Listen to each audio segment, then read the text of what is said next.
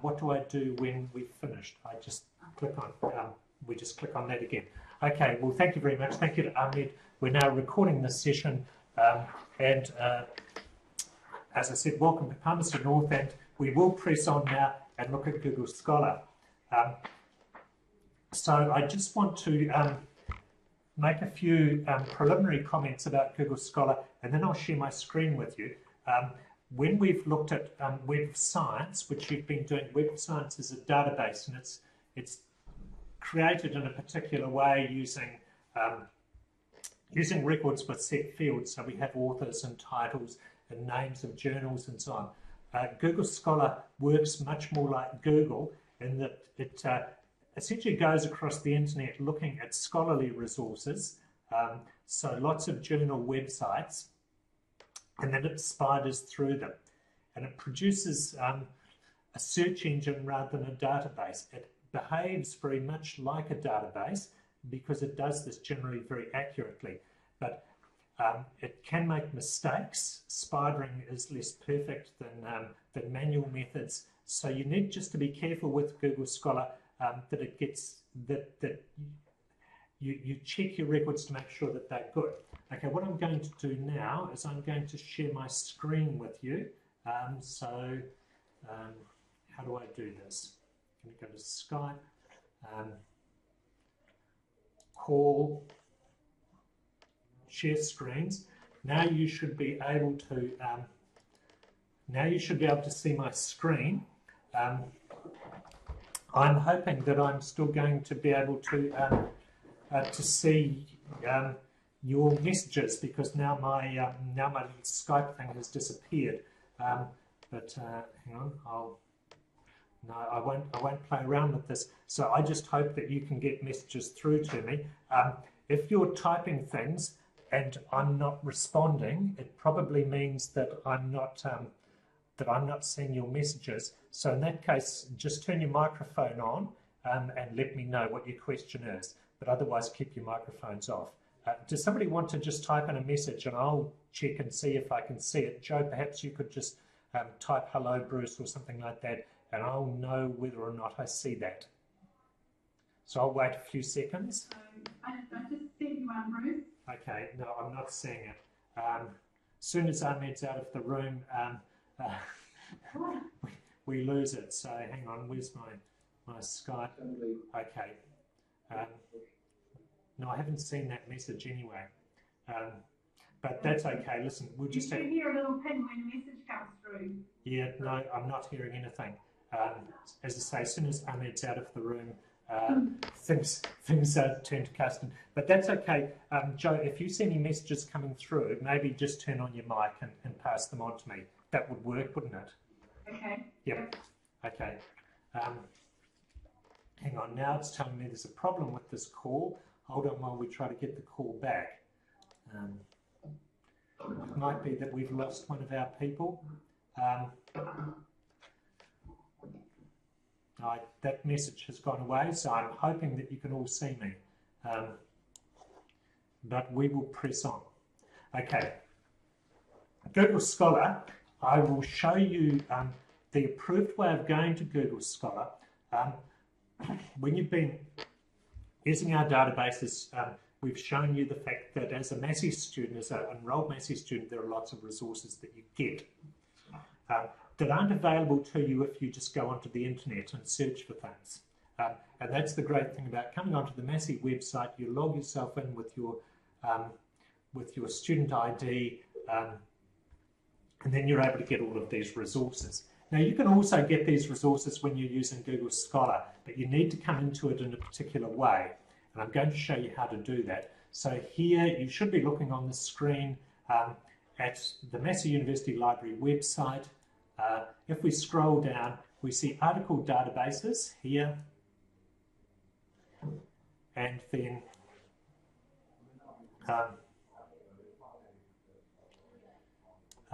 what do we do? Find it. Oh, this has changed on me since I last looked at it. Find a specific article database, and when I click on that, you see we have Google Scholar. So that's a good way. I think we've also given you a link through through Stream on how to get to Google Scholar in such a way that you that you have to sign yourself in as a Massey student. Okay, so I've got Google Scholar open now, and here I am. I'm going to open now a Word document, and I will just move that over to the side a little bit. You can see my Word document has a search. A couple of weeks ago, we looked at ways of setting out searches. We did the keyword exercise. You'll remember that. So here we have some input from the keyword exercise. We're interested in, now I've forgotten how to pronounce this, cysticercosis. Joe will be able to pronounce that better than I can, which is a porcine cysticercosis. So I put that in our three sets: cysticercosis or Tanius cilium, porcine or pigs, pig or pigs or swine. And then I've got in Asia. That's our topic. So I've got all of these Asia or China or Thailand or Vietnam or Japan or Pakistan or Bangladesh. I could have lots of other countries in there. That's how I've laid out my search. Now, although we came to hear about Google Scholar, I'm just going to show you how we could enter that search into Web of Science. So if I go to the library homepage again, article databases, find a specific article database, and here I've got Web of Science.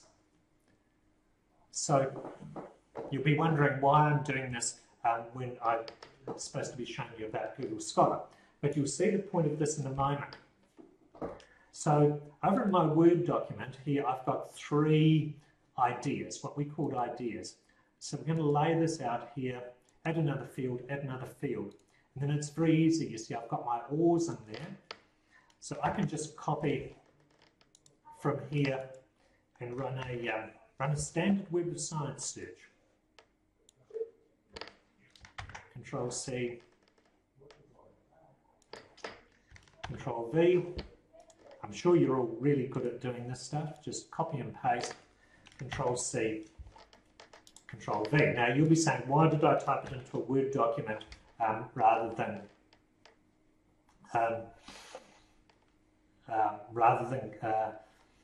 just type it straight into Web of Science? You're going to see that in a minute. We click on Search, and we're going to get some results. We got 400 results, and so we see that we've got stuff on porcine cysticercosis in South India, Vietnam, and so on. So it does a pretty good search. Now, back in Google Scholar, we only have one search box. There's no add another search box. Google Scholar, when we use it, it will use or and in the same way that you showed us a couple of weeks ago. The or has to be in uppercase and there's no and. Now you're going to see something quite neat. If I just take this and run my mouse over it, copy the whole thing, highlight it, copy Control C, go back here to Google Scholar, and here I'm going to go Control V. And I'll show you what it's done. It's put all of that in, and where we have, here we've got cysticercosis or Tanius cilium. Then we go to porcine. We would expect there to be an and between those two, but there isn't. It knows that if there's nothing, if there's a space between two words, it puts an and. Then we go porcine or pig or pigs or swine, and then suddenly again there's no or. So then we're on to topic 3, Asia or China or India or Thailand and so on. Now I click on search, and there we are. Now, the first one, we find that we've got 8,900 results, which is rather more than we expected. And the first one is an article from South Africa from 1937. This is why Google Scholar can sometimes be quite strange, but it does have some very good points.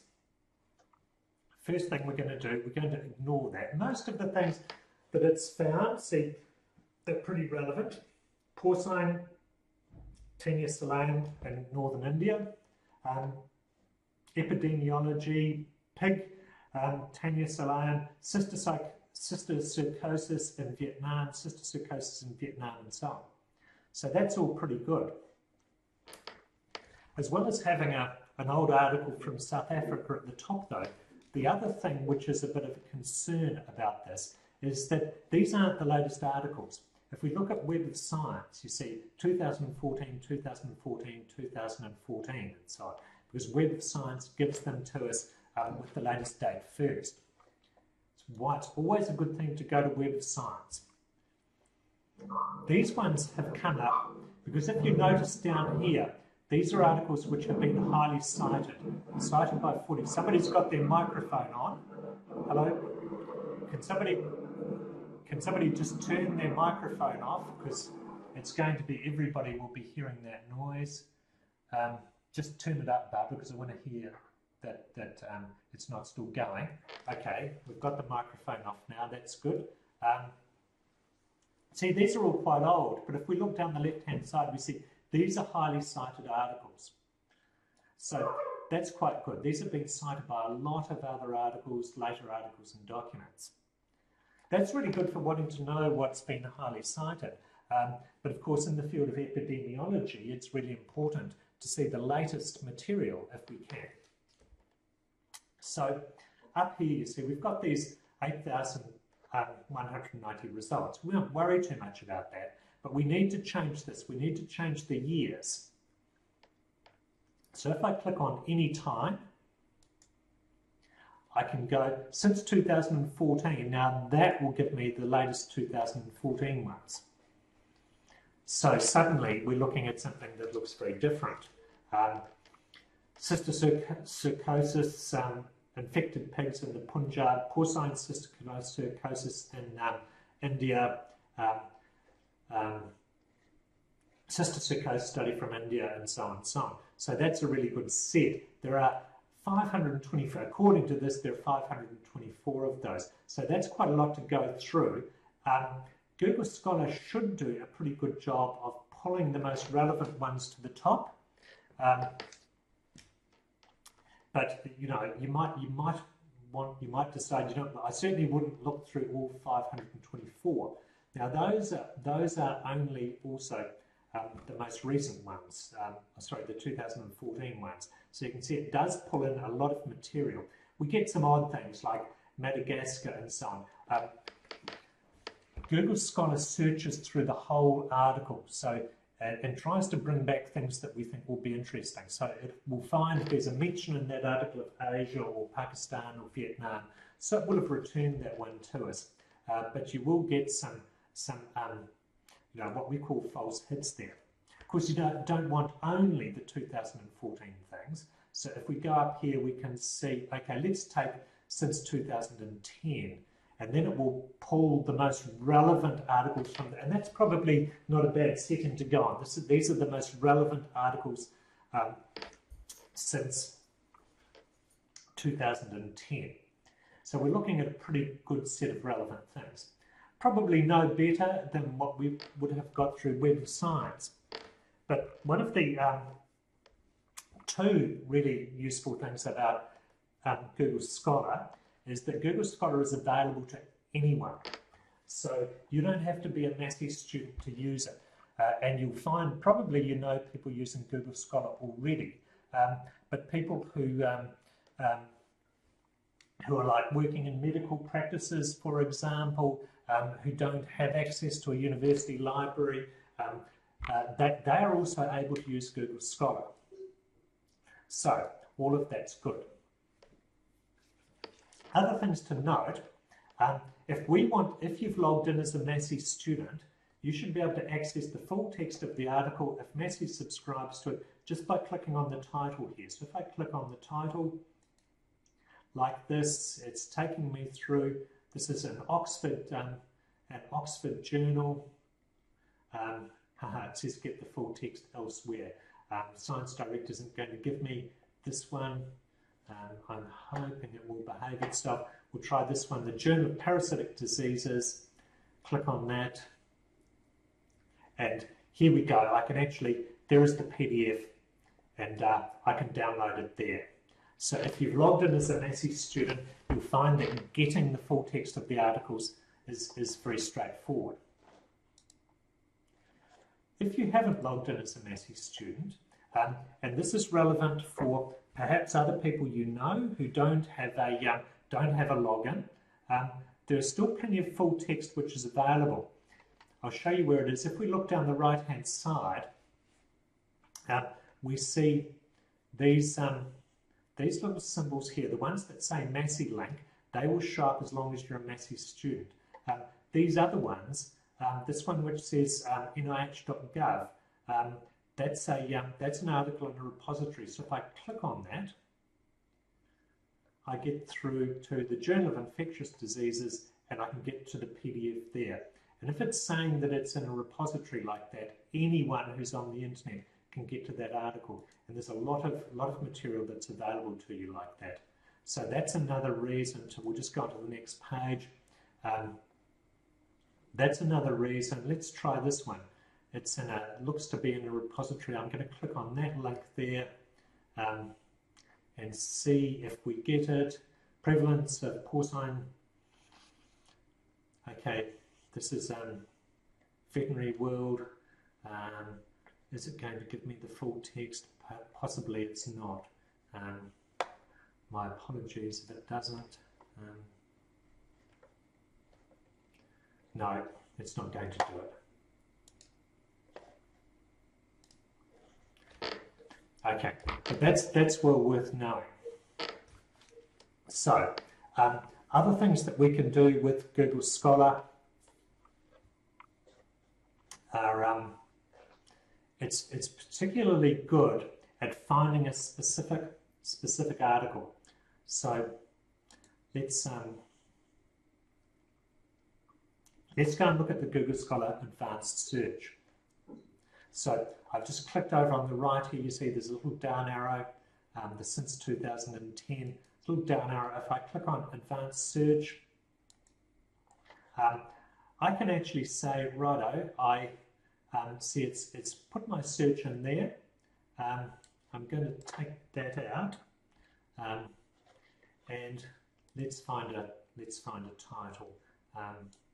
Let's say I was looking for this particular article.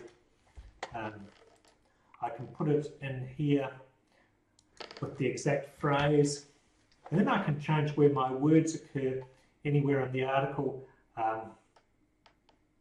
and I'll change to in the title of the article. Now you've got to click on this search button down here, and there it goes. See, it finds it, and this article again, it's in the Korean Journal of, what's it in? The Korean Journal of Parasitology, and I could actually go there straight to the Korean Journal, and I should get, that's an open access article, so I've got the PDF of it there. So that's a really helpful thing you can do with Google Scholar as well. Other things, we can also find, it's quite good for looking up authors. So we could look up, I'm choosing an author, typing in, this is Peter Jolly's father. Return articles authored by R.D. Jolly, and I put it in quotes. It gives you a hint there, P.J. Hughes. I could have done R.D. Jolly or Jolly R.D. Click on search, and there we have 10 things which he has authored. There we go, see R.D. Jolly and so on. So it's a particularly good way of looking up an author. Oops, I've still got an all-in title thing there. No, that doesn't matter anyway. Well, those are only his things since 2010. Yes? So just to interrupt a moment, it takes quite a while for the screen resolution to come right. Oh, okay. I need to slow down. Screen. So can you just give it a little bit of a pause as you change screens? Absolutely, yep. Okay, I'm going too fast. Righto, thank you. Okay, so so those are all the articles by that author. going back. So you just need to make sure all these other boxes, advanced search, okay, all these other boxes need to be clear, and then you can type in the name of an author. You can find articles published in the New Zealand Veterinary Journal.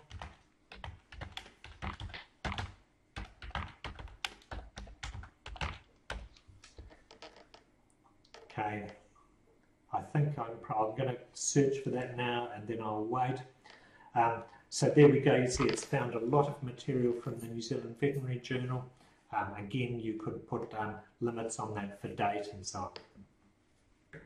So all of those are really useful things about searching Google Scholar. But I'll come back and say that Google Scholar does, if you set your search out, as we've done, and you think back to your word box and so on, I would always start, having realised this, I would always start searching Google Scholar from a Word document, because you see from the layout there, it makes it very easy just to copy that and paste across to the Google Scholar box. A lot easier than typing into the box, and it's already set out so that you've got all your ORs in there, and you can use the same thing. So you can be searching Google Scholar and Web of Science at the same time. If you're searching Google Scholar, if you're searching for something which is really obscure, you might find that Google Scholar will get more results because it looks right into the articles. You're not just searching in titles and abstracts and keywords. You can find something right deep into the articles. So those are all good things about using it. A few words of warning. Hang on. We'll go and look at the settings. There are your settings for Google Scholar. I'll do that more slowly. I clicked over here on this down arrow, and then you'll see down here it says settings. And we have all sorts of things that you can do there. You can actually set... Bruce? Yes? Interruption. I'm getting messages that the fellows can't see the screen. They can only just hear you. Okay, righto. I'll just make sure I'm screen sharing again then. Okay, sharing the screen. So the time's okay. Yeah, okay. Well, I'm going to click start again. Okay, it should be sharing the screen now. Just ask whoever it was who couldn't see it, whether they can see it now.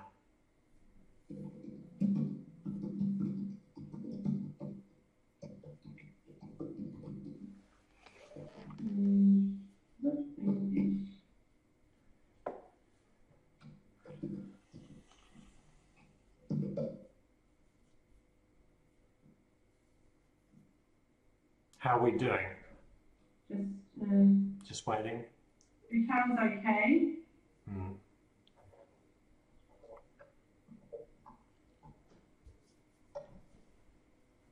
No, you're not an answer. Okay, they will be able to look at this later on.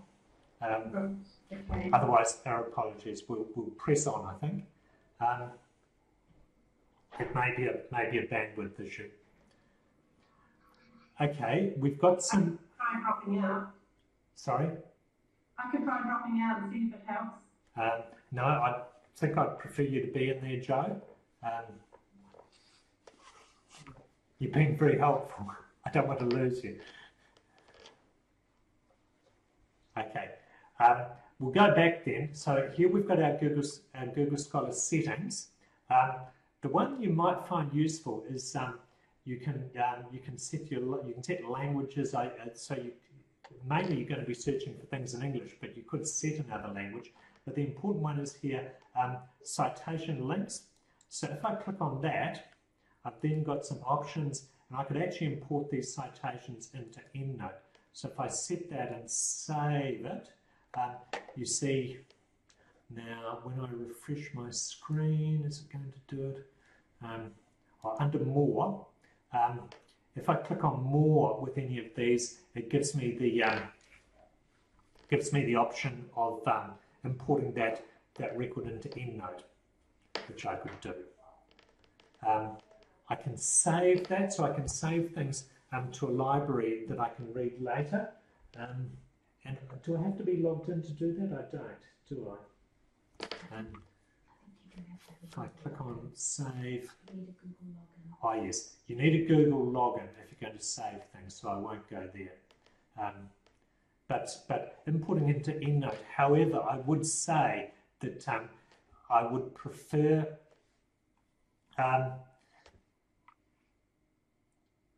getting records from Web of Science than from Google Scholar. And I'm going to demonstrate to you why that is.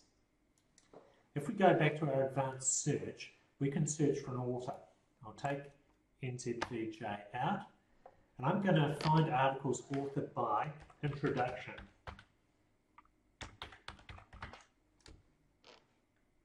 Click on Search, and I find lots of articles there authored by somebody called Introduction. I could also do another one. Let's do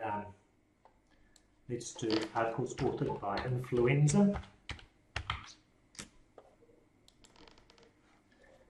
And you see, we have here an author called, on the top one, an author called Avian Influenza.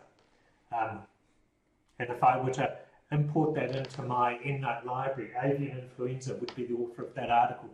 The reason it does that is that Google Scholar, as I say, is created by a spider rather than by a person, and occasionally it looks at the article and decides that a word in the title is actually the author, or it may be a paragraph heading or something like that, so it will come back with them. So you just need to be very careful with using Google Scholar in that way. I would use it always while you have access to Web of Science. I would use Web of Science in preference to Google Scholar. When you've got access to, or I would use PubMed, when you've got access to Hanari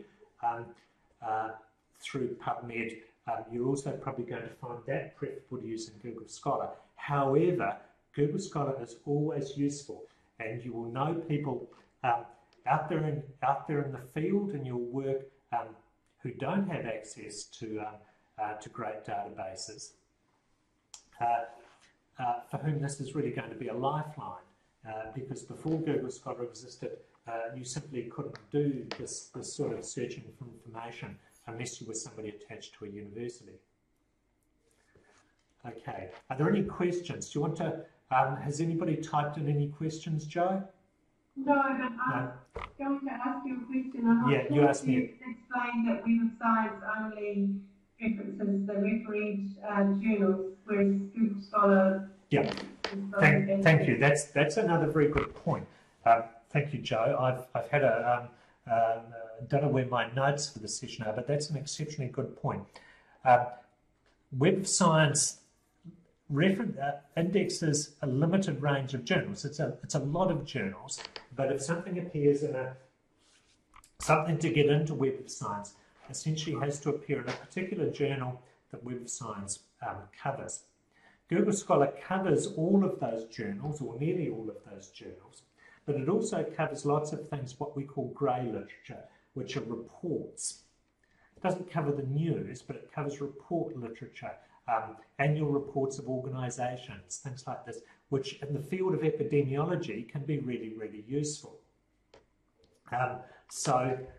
Even some of this first one here, for example, just out of my author Influenza, is about a preliminary report on avian influenza in China, for example. So that's a really useful thing that Google Scholar will do. I'll get on in a minute and show you also how we can use Google like that.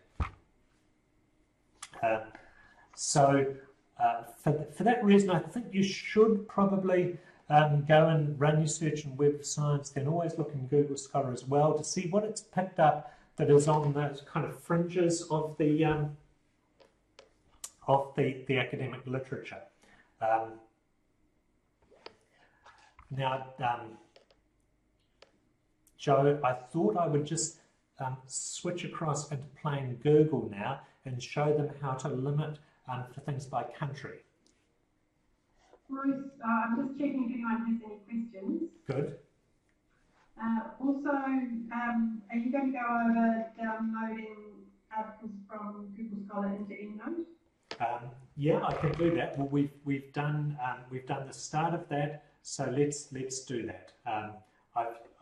I've shown you that you have to have, in order to do that, you're going to have Google Scholar, the EndNote thing, import citations into EndNote. You're going to have that selected as one of your as your setting. So you need to go, and I'll go through that slowly. You need to go over here to settings, and then down here, show bibliography manager, show links to import citations into EndNote, and save that. Now I'll just get an EndNote library, all programs, EndNote.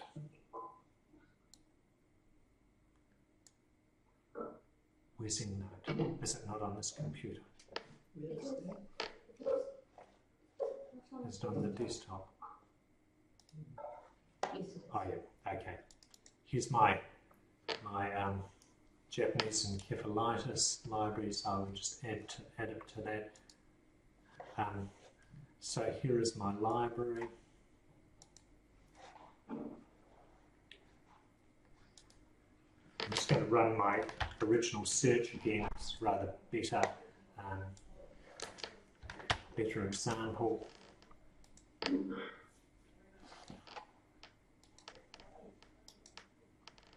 Okay, so here we are. So if we look at this, now that I've set the settings, if we click on More, then it says Import into EndNote. So I'm going to click on Import into EndNote. Yes, I want to open this file with EndNote. And it goes across to my EndNote library. And actually EndNote, generally speaking these days, does a fairly good job. If we look over on the right-hand side of the screen, you see it's got all of the authors of that article. It's a 2011 article. It's got the title right. It's got the title of the journal right. It's got the issue, volume issue, and page numbers probably right. But I would always check that against the actual article to make sure that it didn't make a mistake. Because as I say, sometimes it can get things quite badly wrong. So I'll go through that again. We'll choose another one. So here we've got this prevalence of porcine cysticercosis and velour. I click on More, Import into EndNote.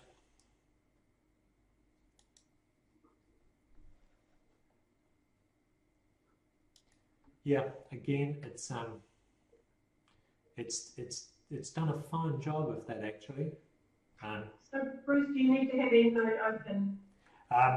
Yeah, it's best to have EndNote open to catch them, yes. Otherwise it will ask you to open it, or it might just drop it. It'll probably open EndNote and just drop it into whichever library you were using. I hope you're all using just the one EndNote library. But it's better to have it open, otherwise it's just going to open it anyway. Okay. What about the just being able to import one at a time? Yeah, thank you. Yeah, you can only import them one at a time. So unlike Web of Science where we'd be able to mark a number and import them, I think, to be honest, that's probably quite a good thing with EndNote, because with EndNote I would check every one of those records, because every now and then you'll get one which really isn't very good. And then you'd want to be sure that you had looked at them. So with EndNote I would always do what I'm doing now, just to check that everything looks as it should be, that you don't have anything funny about the author's names, that the title appears to be right, and so on. And if you're in any doubt, go and have a look at the actual article to make sure that yes, there is an article of that name with those authors on that page of the journal. But yeah, you can't mark kind of 50 things Google Scholar and download them into EndNote. That's very true. Okay, so any other questions about that? Is there anything else I've forgotten to tell them, Joe? So I'm just going to go on now to Google, to plain Google, and show them the business about limiting to government departments for their report literature. Just on the PDFs of, if PDFs are accessible, they can be imported into EndNote. That's right. Okay, let's do that. Okay, so I'll just check which these EndNote articles I've got are. Okay, this one, veterinary microbiology, isolation and characterization.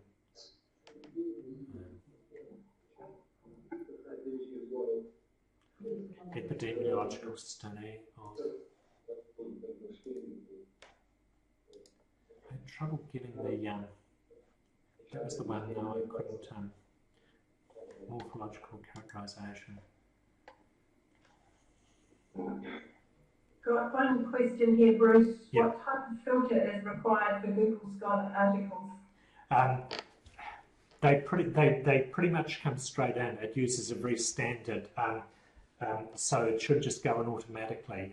I think it uses a standard kind of RIS, so you don't need I think to load a special filter. They should come straight in.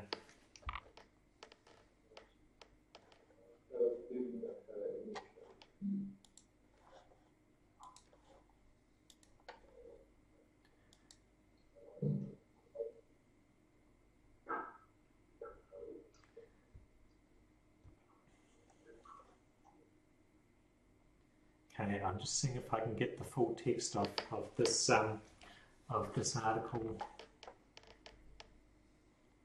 Okay, view full text.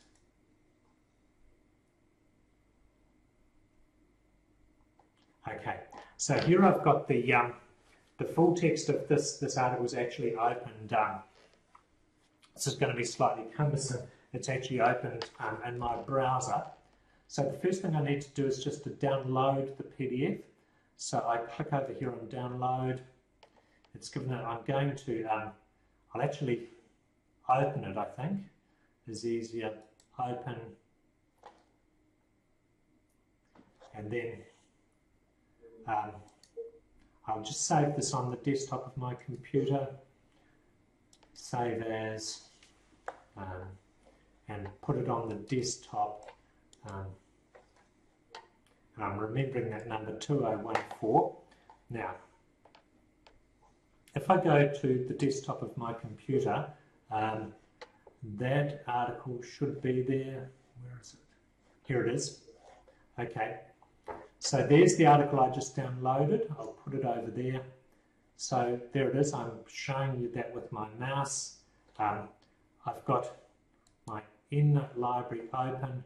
And I'm just going to scale that down a bit. So the article up here is actually this prevalence of porcine cysticercosis.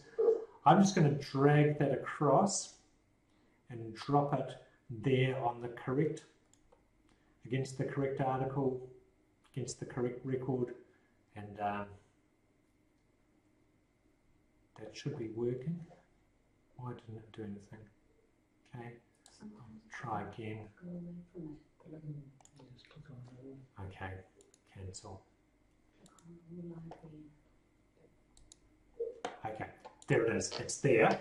So if I now enlarge my EndNote library again, see there it is, the little paper clip. And if I click over there on the PDF, see there is the PDF of the article, and I can actually open that PDF from there. So what did you have to turn on to get it to come in? I just dragged it across, and then over here you see I've got some options. So I've got the reference there. I've got the preview of the reference, and then I've actually got the PDF there.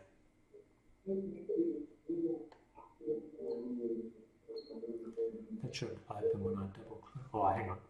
It opens. Once I've got that in there, I actually use this this open file icon at the top of the EndNote screen to open it up, and there it is, you see, and then I can read it. And that's then always attached to that record in your EndNote library. Okay, another question. Yep. Some articles, full text is not available. Okay. And we can get the full article through Massey. Yep. How to get full text articles with no Massey link? And it's just okay. Yeah, I mean, it's really, you know, I can't give a kind of one size, you know, I can't give an easy answer to the business of getting hold of full text. A lot of your full text will be available through Massey. Failing that, you know, often this right-hand side of the screen there, these things here, you see, here's an article, risk factors for neurocysticercosis. This one here, cjhr.org. That looks like a lot of view the PDF. I should be able to get that and download it from there. A lot of yeah, I'm just not sure about that one, to be honest. Yeah, but a lot of times those links on the right will go onto another page and look like this one here, for example. Okay, that takes you straight through to the PDF. So it's always worth trying those. But, you know, try and anything which is like in biomed, BMC journals, for example, all of that's available for free. Okay, any other questions? So, for articles that aren't open access and aren't available through Massey, if the article looks to be something that's really useful, if they send the details to us, we could look at. Sure. Yeah. Yeah. I have to just have a think, Joe. We'll have a talk about that maybe tomorrow as to the status of the fellows as regards interlibrary loan. Yeah, I suspect that it's probably not there. I'm sorry, but yeah, listen. Why don't I'm in Wellington tomorrow. I've just remembered. You know, maybe we just need to put our heads together again and think through this. Okay, so at this stage, I'll say if it looks really useful, send us the information and we'll look at That's to right. see if we can find it. That's right. Because I mean, certainly, if there's an article which is absolutely bang on your subject, you need it, don't you? You know, it's easy for us to say, well, go and find another good article, but sometimes the article you want is absolutely the one, you know, isn't it? Okay. I'm going to go now and just look at a little trick. And any other questions?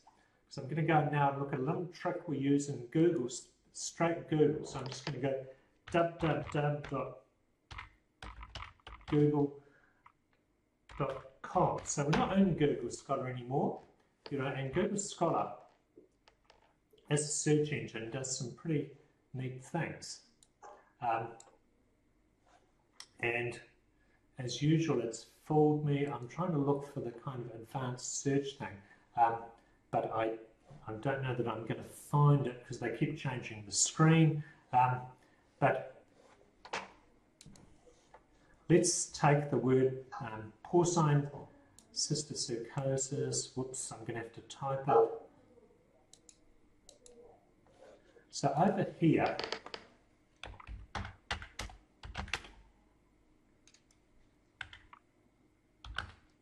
okay, good old Google knows I can't spell, so it spells it for me. So, and Google finds 56,000 things about that, but a lot of them are, you know, there's Wikipedia and then there's some things, and there's going to be people trying to sell me things and so on. If I wanted to know whether the government in Bangladesh had ever put out a report on this, I just need to type this. I go site, SITE, gov.bd. And we'll search, and I hope I get, didn't find anything. Okay, I'm going to try avian influenza. Avian influenza, that's right. I should have done that one first. So these are all reports from the Bangladesh government, or things off the Bangladesh government website about avian influenza. So if you're working in that field in Bangladesh, obviously the government will have done a lot of work. They will have systems set up and so on. All of these are things which you're not really going to find by searching in the scholarly literature, because the scholarly literature's reports are basic research. So if we wanted to know about official policy in Bangladesh relating to avian influenza, about websites from the Bangladeshi government about avian influenza and so on, that would be the way to do it. So it's this bit here, it's gov.bd. And if you look down here at all these web addresses, you see it's all gov.bd, gov.bd and so on. So we'll find that in the web address, and that's a really useful trick. I'm not sure what the what other countries do we have people online from at the moment, Joe? So there's Nepal. Okay. Not online at the moment, but I think they're NP. NP. Let's try dot. Bhutan is BT. Okay, we'll try gov.np. Okay, there we go. The Nepali government. Bhutan is BT. Okay, gov.bt. Okay, there we go. In Afghanistan. So I mean, you've got you know, things from, I guess, MOAF. It must be the Ministry of. Can you try the AF? AF, yep. Okay, there we are. So this isn't Google Scholar now, this is just straight Google. But that is a really, if you think about the fact there've been millions of web pages out there on the web which talk about avian influenza, but you want to know, okay, I'm in Afghanistan and you know we have a public health system. What have we got to say about it? That is an extremely powerful, simple and powerful little trick to get you straight into that territory. You know, I would suggest, to be honest, you know, and again, spread this around people that you know. Any of your diseases, you should probably do this search, you know, so you just put in the name of your disease and with your site, it's generally GOV, in New Zealand it's GOVT, .nz, but most countries it's like, you know, it follows the American system where it's just GOV. You can use this for all sorts of things. You can also see if you know what's happening in universities and so on. You know, we could do ac.nz to see if anyone in New Zealand universities is studying this. Okay. Any questions about that? No, that all stopped. Something's coming at the moment. Okay. Okay. What's there? One question. Okay. What's theirs? WHO.org. Your mail address, so we can mail you directly about an article. Maybe in the library forum. Ask the library. Yep. Ask the library. Yep. Yeah. Put it in the library forum. Yep. So in the orientation course, there's a Ask the Library forum. Yep. Yeah, that's probably best if you come through stream. That's right. Thanks, Joe. I'm just going to try this. Barbara suggests we'll go who.org. Okay, very good. Thank you, Barbara. If you want to know about World Health Organization websites, we've got WHO. So who.org for organisation, that's where you would find out about anything from the World Health organisation. So another really important one. Okay. That looks like a great side at the top, the WHO disease outbreak. This is also covered, CETA is also suggesting OAE.int. OAE.int. OIE. OIE.int. Yep. Okay. And FAO.org. FAO.org. Yeah. Well, I mean, once you've got the idea, see, you can, once you notice what the web addresses mean, like, you know, you can begin doing this searching in all sorts of ways. It's really, really useful. So if you know that you're going to a particular website a lot, you know, like if you spend a lot of time, or if you always find good information on the FAO site, well, you know, you can go in and drill. You don't even have to go to their website. You can just go into Google, put in your topic, site:/FAO.org, and you'll be straight in there. So do it for your governments and for organisations that you use a lot and so on. If we do .com, you know, a lot of what you find on Google is people trying to sell you things, whereas what you're getting here is material from those organisations whose job it is to actually look after people's health rather than sell them products. Okay? Any other questions? Just a question. Will Google Scholar capture blog postings like general Google does? No, because Google Scholar is set up not to catch blog postings, because that's why it has the name Scholar in its title. There are, blog would be regarded as non-scholarly because it's not peer-reviewed. If it's peer-reviewed, it's in a journal. You can kind of, there are some blog searches that you can do. You can sort of search Blogspot and things like that. But no, Google Scholar is designed not to find things on blog postings. But straight Google will. So it looks for reports and... Yeah, but reports I would also, Google Scholar will pick up some government reports, but not everything. You see, it doesn't go right through all the government websites. So I would use a combination of Google Scholar plus this thing of searching the organisational websites and the government websites, and that will give you very good coverage of both the scholarly literature and what we call the grey literature, which is things like government reports and organisational reports and so on that don't make it into things like Web of Science. So Web of Science is a great place to go for for pure scholarly reviewed literature. It goes a little broader than that. Google Scholar is also good for the scholarly literature, but has a broader basis and will get some reports, and pure Google will get you, again, far more. But if you use this limiting to particular sites, you can then begin to narrow in on countries, governments, organisations, and so on that you're interested in. Okay.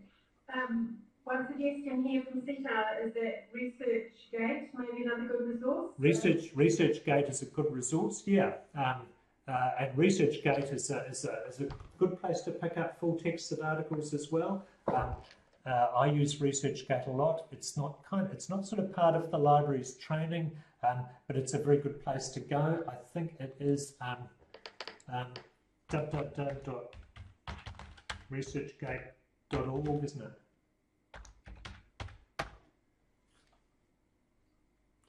Yep, there it is.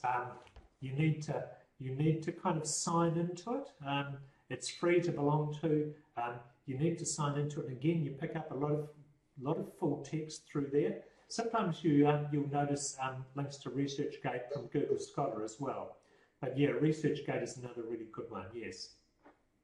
So if you're desperate to get hold of an article, join yourself up to ResearchGate. You can put your own research up there, but often you can pick up free full text of articles.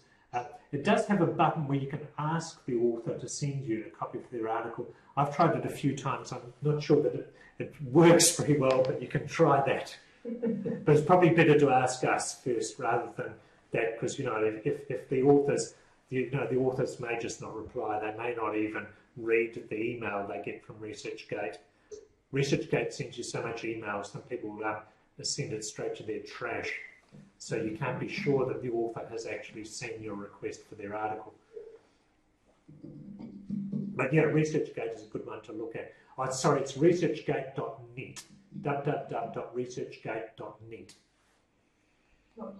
Okay. Any other? I'm asking for questions and getting really good suggestions. So any other good suggestions or questions? Can the fellows have access to e-library books, e-books from the library? Yes, you can. Yep. If you go to the library and you've got your Massey University login, anything that we can get, you can get. E-books can be quite complicated. There are so many different systems. And again, if you try an e-book and you're unable to download it or read it, put a note on the forum and we'll follow that up. Even Joe, if they just send these things to I think we have a library forum, and they can just send it to the main forum anyway. You can we'll make sure that between us that they get as good service as we can give. Okay, I've just got one question here. Just clarifying. How to get PDF from outsource and reference it? Outsource, I don't. Oh, sorry, are you there, Dr. Marie? Yes. Did you ask the question?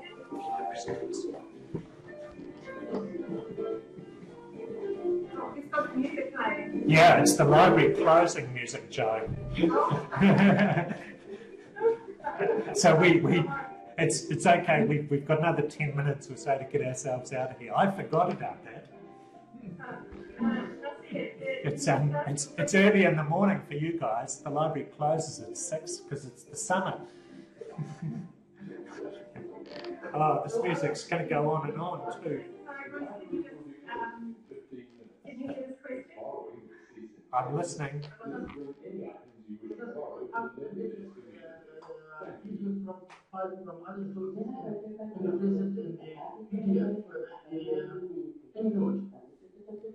Well, I've shown you that there are numerous ways of getting PDFs into EndNote.